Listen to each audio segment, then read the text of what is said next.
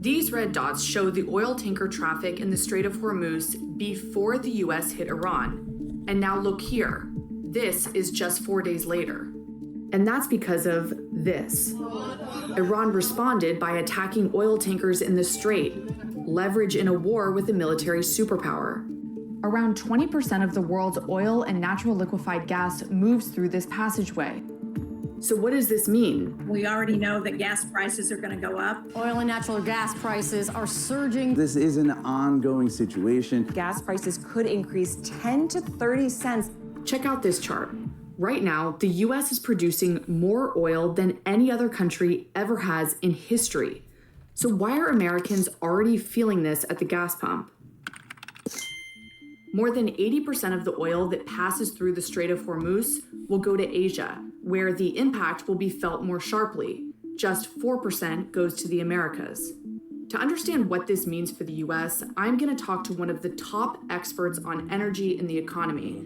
He was an advisor to President Bush during his first term. The reality of the global oil market is that a supply disruption anywhere leads to a price shock at the pump everywhere, including the United States, because oil is globally priced and we all ride the same price roller coaster, if you will.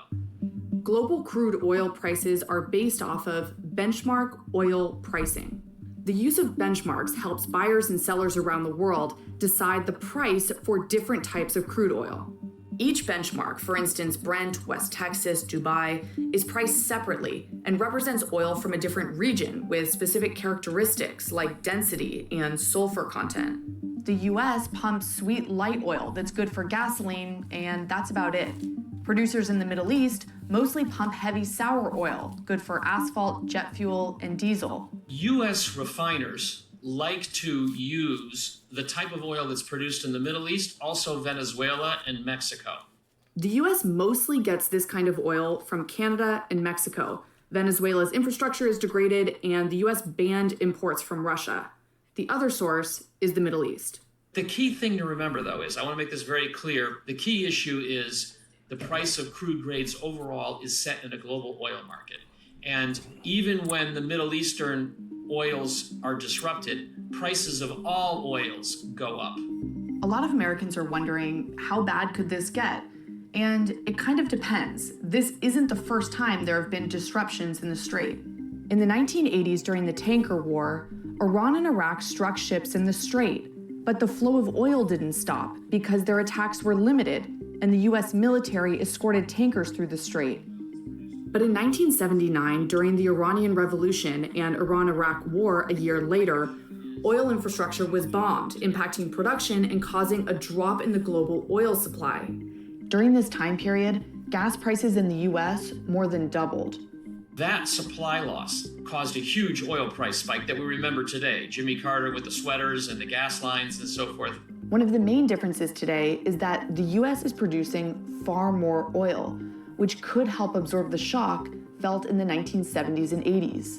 Do you think the economic crisis that we could be facing could be on par with what happened in the late 70s, early 80s with the Iranian Revolution and the Iran-Iraq conflict? Yes, we could see similar price impacts and economic impacts if there is a prolonged disruption in. So let me pause it right here real quick, man. So just analyzing the data for the last couple of days, hearing what everybody had to say. I've come to the realization that, you know what, I think China is going to feel the bulk of this impact. Now, I'm just speculating, right? I'm speculating just like everybody else. I'm a firm believer we don't really know how this war is going to turn out. You just got to wait and see, right? So, what I'm going to say is this, right? So, I'm starting to think to myself that Trump going into Venezuela, Trump hitting Iran, everything that's going on, this is a possibility that this could really be an attack on China on a low. So let's think about it real quick, right? So you got the Strait of Hormuz, right? That's where 20% of the world's oil travel through. Okay, just give you a short synopsis on it. I don't want to go too deep into this. I'm just going to break this down slowly but surely. You got 20% of oil that goes through the Strait of Hormuz, right? And what tends to happen with that is that 4% of that oil goes to the Americas, right? 80% goes to Asia. So now with that being said, let's stop right there. Let's pause. If this has to be a stamina run on who can survive the hardship, what I will go on and postulate is that, you know what? And actually, it's not even 4% because this 4% is split across the Americas. It ain't just 4% coming into America. It's 4% across the Americas, right? But China is relying on 80% of their oil to come from the Strait of Hormuz. So in that scenario, who do you think is going to suffer the more? The one that's missing out on less than 4%, or the one that's missing out on 80% of their product? All right, moving forward. We can both agree that China is probably going to suffer from that the most, right? So then it gets a little bit tricky. I'm saying to myself, well, did all this fall into line, or did Trump actually decide that he was going to do this strategically? That's what I'm trying to figure out. Because right now, America's producing a lot of oil. Right? Now, Iran does have a chance because people been online talking about, if Iran tends to attack the GCC, then, that can mess up the dollar, because we all know the history of the petrodollar, right? So if those who don't know the history of the petrodollar, America made a deal with Saudi Arabia that said, hey, listen, we're going to protect you. We're going to keep you safe. But all the oil that you sell, you got to sell it. People need American dollars to sell it. Meaning that if China wanted to buy oil, Russia wanted to buy oil, anybody wanted to buy oil, they have to use American dollars. That's why the American dollar is what it is today. All right? So now, I've heard things, if Iran decides that they want to, bomb the GCC and shut them down, then this is crazy. This is insane. So let's say that Iran says, you know what, listen, we're going to shut down the GCC, right? Which that will impact us too if we didn't have the secret weapon. And the secret weapon is XRP. We'll get into that later as a whole nother rabbit hole. So they're thinking, hey, look, we're going to bomb the GCC, right?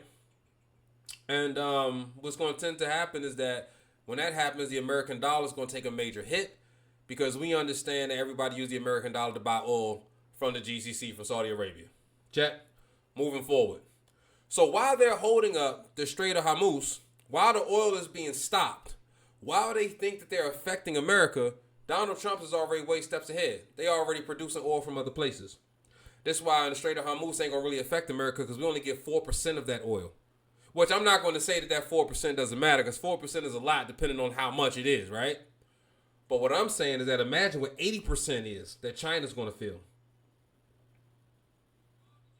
This is very interesting. I don't really think people probably understand how deep this is, but that's really interesting. So what I'm trying to figure out is, did he do this on purpose, or did the chips just fall into play the way it fell into play? I don't know. That's up for discussion. I would like to see how that's going to work out.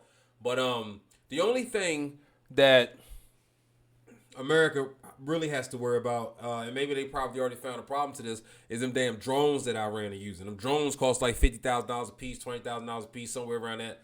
And the missiles that it launches to pull them down, we all know that they can cost to $1 million and up. So every goddamn drone you take down, which costs $20,000, you got to spend $2 million to take a $20,000 drone down. So you can see how that can affect your money every battle you win, right? And let's just say they just sent a whole bunch of drones out. What they say they only need about 10% to get through. So that's what they probably got to worry about. But I don't really think that's an issue. The big issue I want to concentrate on is if they hold up the Strait of Hormuz, how is that going to affect China? What is China's response going to be to them not getting 80% of the oil that's distributed to Asia? That's the question I want to ask, man. Let me know about that.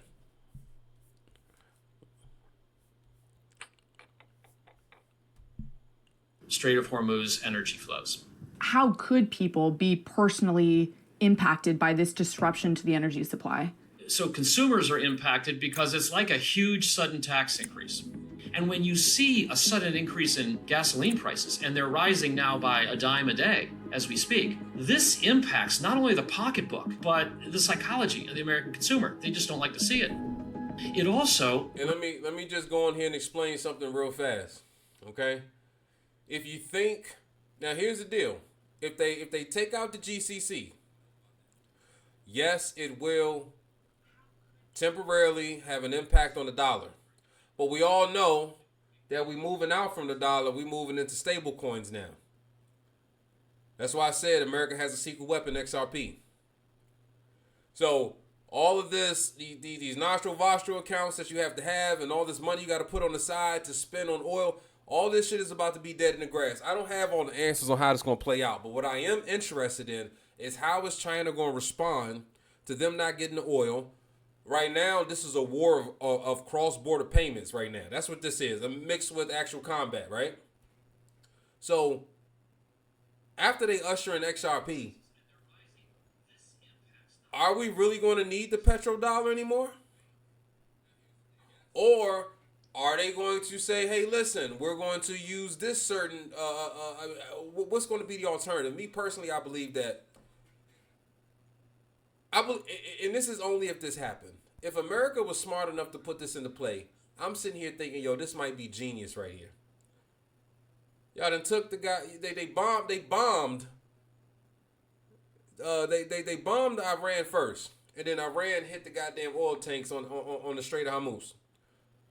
So now they like, hey, listen, Iran saying, listen, we're going to mess up your oil supply. Little do they know, you're only going to mess up less than 4% of it.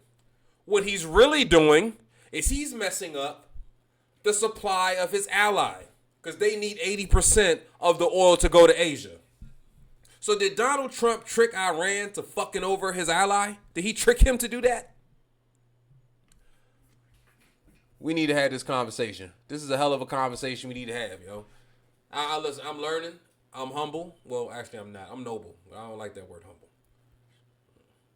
Okay. So I'm noble, serene, leave myself room for error. But you guys got to help me out on this. Did Trump just trick Iran into fucking over China? Because Iran said, hey, listen, we're going to hit your goddamn oil tanks on the Strait of Hormuz to mess up everything. If you look at it today, you don't see as many, a lot of the ships can't get through. But are they really hitting America? And they are, because that 4% does matter. That less than 4% does matter. But what do you think they doing to China? China got to get its goddamn oil next month. 80% of it. I don't know if I should call Trump diabolical or just pure genius. Or is there even a dichotomy between the two? Moving forward, man, I'm gonna hit y'all back with a live tonight, but damn, man, I had to put that out there, right? Very, very important. Yes, sir. And we're gonna get more into XRP too. Because XRP, I believe, plays a pivotal role in what's happening right now.